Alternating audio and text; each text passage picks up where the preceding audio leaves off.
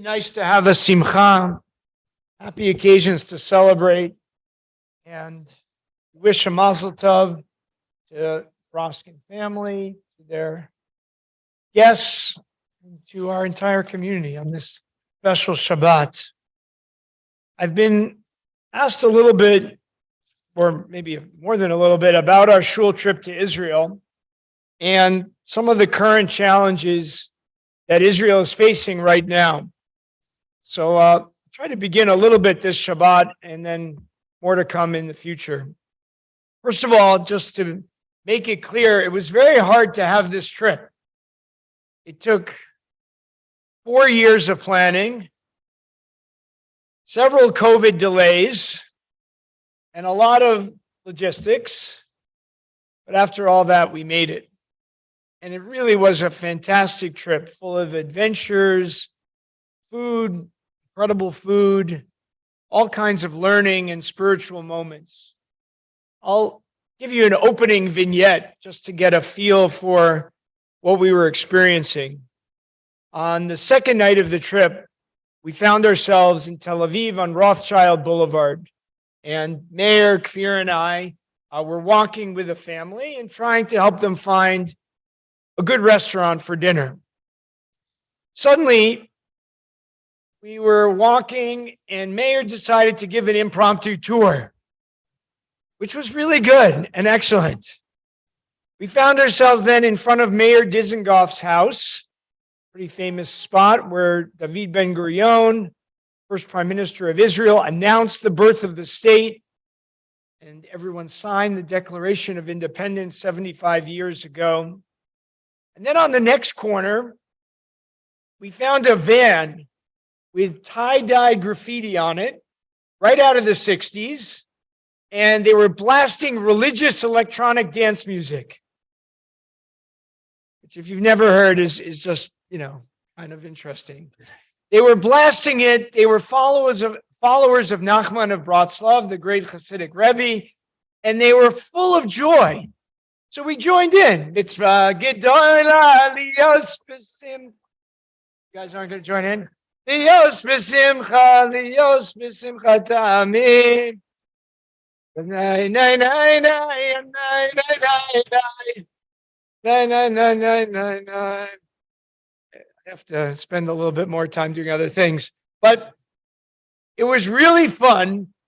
And just in the middle of the dancing, a Mini Cooper car pulled up with a large Red Bull can right on the back.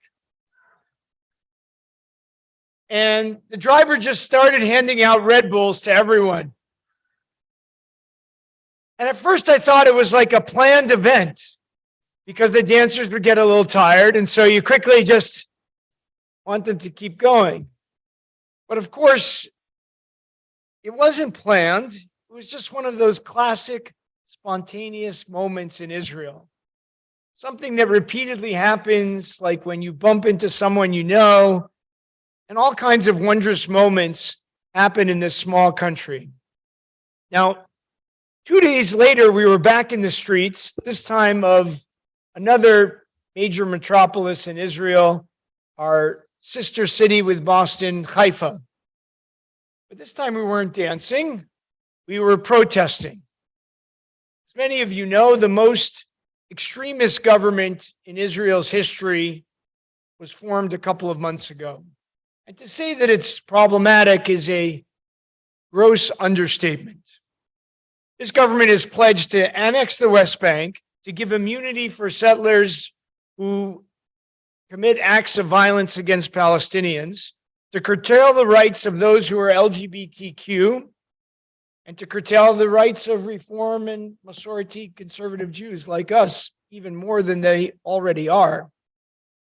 But perhaps the most dangerous aspect of this government is that it proposes to change the laws, or really the manner in which its government functions, so that the Knesset, its parliament, can overturn laws or rulings of the Supreme Court.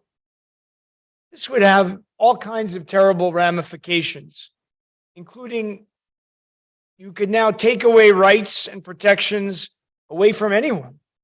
because you could just overrule any ruling.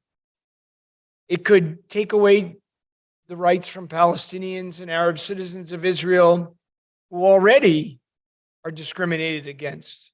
It could overturn a decision to convict the current prime minister, who is under several investigations, criminal indictments that he has against him. Soldiers are even worried that they will no longer have the Supreme Court to back them up if they are given immoral orders.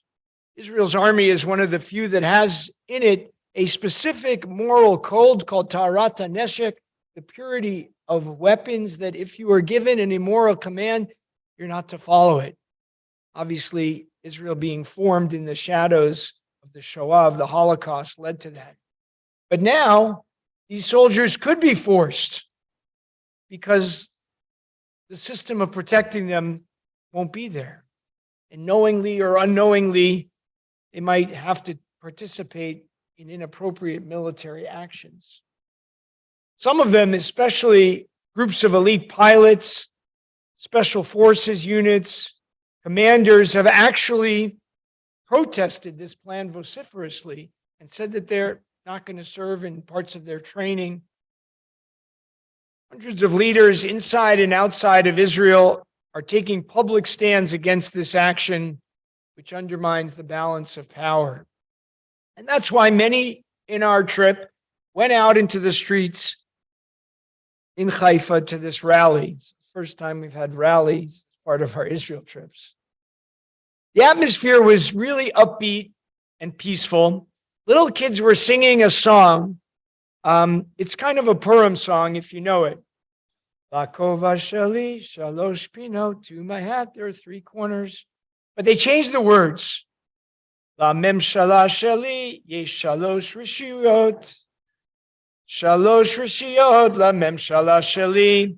Lulei hayu lo shalosh rishiyot, lo hayazeh memshala shemi. For those who don't know Hebrew, my government has three branches to my government. If it didn't have three branches, then it wouldn't be a government at all. It's very cute. They were about Mayor, 4 or 5 years old. Yeah. Very sweet. Maybe a little older. There were bumper stickers being given out. Here's one of them. Ne'emanim leMegillat Ha'atzmaut. We're faithful to the Declaration of Independence, Israel's founding document in a country that doesn't have a constitution. And what does it say? I'll read you what I think is the most relevant paragraph. The state of Israel will be open for Jewish immigration and the ingathering of the exiles, clearly something important after the Holocaust. It will foster the development of the country for the benefit of all its inhabitants. It will be based on the values of freedom, justice, and peace envisioned by the prophets of Israel. It will ensure complete equality of social and political rights to all its inhabitants, irrespective of religion, conscience, language, education, and culture. It will safeguard the holy places of all religions, and it will be faithful to the principles of the Charter of the United Nations. A Jewish and democratic nation for all. Israel's president, Isaac Herzog, has been speaking out loudly and clearly in opposition to these proposals, which he characterizes as incredibly destructive to Israel. This is what is under threat. Many people are talking about this. Michael Bloomberg, a very strong supporter of Israel, wrote about it in the New York Times last Sunday. His proposed Jewish overhaul, he talked about, is pulling out investors from Israel, especially in the high-tech and biotech industries, which are really the engine of the startup nation economy. This puts Israel at significant risk. Now, every Sunday, there are rallies all around the world, including here in Boston. Every Sunday, 11 a.m., tomorrow it's at Boston Common. Hundreds of thousands of people are protesting in Israel. Now, just to get a sense of it, when you have hundreds of thousands of people in a country of about 9 million people, if you were to take that number and bring it into the United States, it would be like 7 or 8 million people protesting, right? Just try to wrap your hands around that. And they're going on all over the country of Israel. On Thursday, they shut down major roads and arteries to demonstrate, to state their opinion. Now, if I stopped here, that would be bad enough. But unfortunately, there are worse developments. Much, much worse. That's why we're crying, exactly. In response to the two tragic murders of two Israeli brothers a couple of weeks ago by Palestinian terrorists, vigilante justice was what went on. 400 Jewish settlers from the West Bank went on a rampage in the Palestinian village of Hurara. While settlers have engaged in violence against Palestinians many, many times, often with graffiti, destruction, destroying farms and orchards, this was very different. This time, dozens of homes were set on fire with their inhabitants inside. This time, dozens and dozens of cars were set aflame. Many, many people were wounded, and one Palestinian man was murdered. This has been referred to as a Jewish pogrom, a pogrom inflicted on Palestinians by Jews, not what the Jewish people are used to for thousands of years. The use of the word pogrom is not mine. The people who are speaking with that language are centrist Zionist thinkers like Daniel Hartman and Yossi Klein Halevi from the Hartman Institute. And there appears to be little or no effort to bring the perpetrators of these crimes to justice. And even worse for me is these seemingly religious Jews sickeningly stopped in the middle of their rampage to daven Mariv, to recite the evening service, and then went back to their violence. It's truly unbelievable. It's as if not one word of the tefillah and the purpose of prayer, or in fact the last line that we recited every service, Oseh Shalom, praying for peace, had any impact on them. Apparently, all of this was lost on them. This is a terrible stain on Israel, on Judaism, and on the Jewish people. That wasn't bad enough.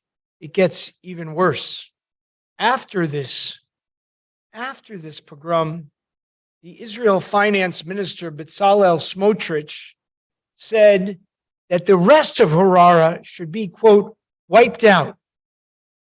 And then he suggested that instead of having vigilantes do it, the Israeli government should do it themselves.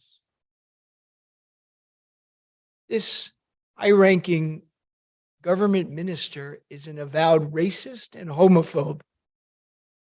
And sadly, he's not the only one in this government. He's being sent to the United States to speak at an Israel Bonds dinner.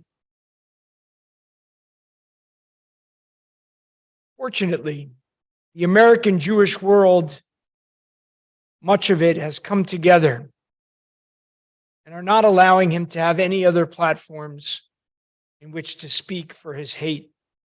Jewish organizations, including our centrist Masorti conservative movement, have come out strongly against inviting Smotrich to any of our institutions. And even more right-wing supporters of Israel, including rabbis aligned with AIPAC, know that now lines have been crossed. And they are standing up against this Chilul Hashem, this desecration of God's name, leaders like Smotrich. They and I encourage our members to speak out against this government and its policies. Many of these rabbis never done so before. So I want to take a moment to dig a little bit deeper. Where does all this hate come from? Now, hate in general comes from fear. When we're afraid, we often turn to fear. And in Israel, there is real fear. There are many, many enemies who want to hurt or kill and harm Jews and Israelis. The fear is real. The other place it comes from is a messianic fervor that is being taught in certain circles of Israeli religious culture. This is the idea that Jews need to take over the entire land of Israel in order to bring about the Messiah. This is an extremely dangerous proposition. And as we see, it can lead to frightening behaviors. It comes from a very narrow understanding, but it's a frightening thread within the tradition. And a third place that this hate and violence comes from is our own texts. But it's a fundamentalist reading of our own texts. Think about what happens in this morning's Torah reading. We have the sin of the golden calf, and right afterwards, the Levites, Moshe says, are to be commanded by God to go out and kill the perpetrators who made the golden calf. 3,000 are killed. But we have to take a step back. The text of the Torah is not Judaism. We don't practice biblical Judaism. We practice a modern Judaism in which our texts have been interpreted and reinterpreted for thousands of years. And that evolution is critical. The rabbis already 2,000 years ago say that in all capital cases, there's supposed to be a serious trial. And if someone is sentenced to death, it's not a light matter. We don't do that. As a matter of fact, the rabbis rarely, if ever, sentence someone to death. And then they said, if there is one person sentenced to death in a generation, that court is a murderous court. And they moved us away from all of that. And earlier this week, we saw another complicated text. As we came together on Monday night and Tuesday morning to read the book of Esther, Megillat Esther. The end of the book, the Jewish people are saved, and then they go on a rampage, as the text says, killing 75,000 Persians. If this were true, it would be beyond horrific. But the book of Esther is not supposed to be read literally. You could see if it were read literally, it would encourage violence, and exactly what we're talking about. But it was written as a satire. It's supposed to be a farce. It's supposed to be funny, which is why we're joking around. It takes a genuine phenomenon, right? There was anti-Semitism in the world even 2,300 years ago. And then it flips it on its head, as it says, v'na'afochu. The Jews were totally powerless at this time, living as a minority in the larger culture. So this statement about going off and committing violence is totally ludicrous. Jews had no power to commit these atrocities, and they were only saved by the very luck that Esther was in the right place at the right time with a bumbling king. But today, Jews do have power. Israel has great military might. And the real test of our tradition is not how you act when you don't have power, but it's how you act when you do have power.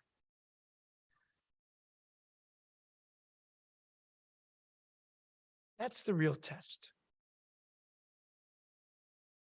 Will Israel use its power morally, defensively, minimally, as it strived to do for now 75 years? Or will it change and move on this dangerous path that it's on now? It's an open question. I think we have to do everything we can to help it move in a more moral, democratic direction. We should stand with the demonstrators who understand that this government undermines the very foundations of democracy.